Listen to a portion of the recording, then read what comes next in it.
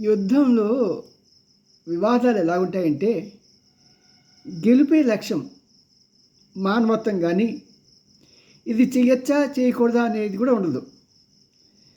మరి ఇరాన్లో ఏమైందంటే, తన పెద్ద శత్రువు అయినటువంటి అమెరికాని కొట్టాలంటే సుమారు 15,000-16,000 కిలోమీటర్ దూరంలో ఉంది. దాన్ని కొట్టడం కష్టం. దాంతో ఏంటి, అమెరికా యొక్క స్థావరాలు ఎక్కడ ఉన్నాయో వాటిని కొడతాం ప్రారంభించింది.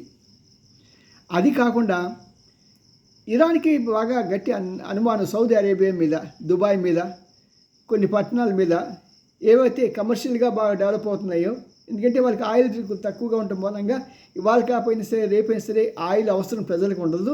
కాబట్టి మనం ప్రజల్ని ఆకర్షించి ఇక్కడ వ్యాపారాలను డెవలప్ చేద్దామనే ఉద్దేశంతో వాళ్ళు ఏం చేశారంటే, వాళ్ళ కంట్రీలో మీ ఇష్టం ఎంతైనా సంపాదించుకొని నో ఇన్కమ్ ట్యాక్స్ అన్నారు. కానీ ప్రజలు గమనించింది ఏంటంటే, సేల్స్ ట్యాక్స్ ఇవన్నీ ఉంటాయి, కానీ ఇన్కమ్ ట్యాక్స్ ఉండదు.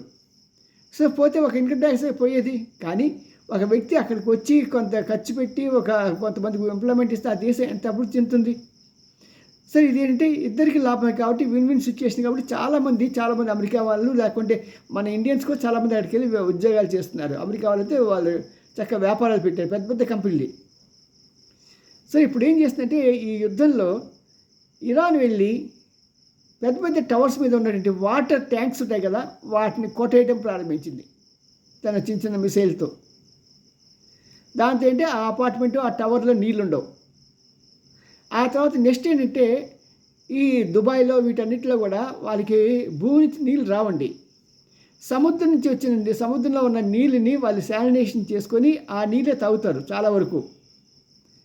మరి ఆ ప్రాజెక్ట్స్ ఎక్కడెక్కడైతే ఉన్నాయో అక్కడ వాటి మీద కొట్టడం ప్రారంభించింది ఇరాన్. దాంతో ఏమవుతుంది, ఒక 3-4 రోజుల లోపల అక్కడ తాగడానికి నీళ్ళు ఉండవు. తాగడానికి ఎప్పుడైతే నీళ్ళు ఉండవో అప్పుడు ప్రజలంతా తిరగబడతారు ఆ దేశం మీద. మరి ఆ దేశం మీద తిరగబడినప్పుడు వాళ్ళు ఏం చేస్తారు, అమెరికా మీద తిరగబడతారు. అయ్యా నీకేదో మేము మద్దతు ఇస్తామని చెప్పి వాళ్ళు చేస్తున్నారు, ఇప్పుడు మా దేశంలో నీళ్ళు లేవు, ఏం చేస్తామని, నువ్వు ఒప్పందం కుదుర్చుకొని వాళ్ళతో రాజీకి రా అని.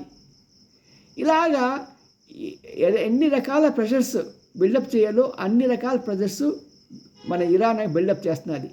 అంతేకాకుండా రష్యా నుంచి, చైనా నుంచి అత్యాధునిక ఖండాంతర ర్యాకెట్లను తీసుకొని వచ్చి అమెరికాని కొట్టే ప్రయత్నంలో ఉంది.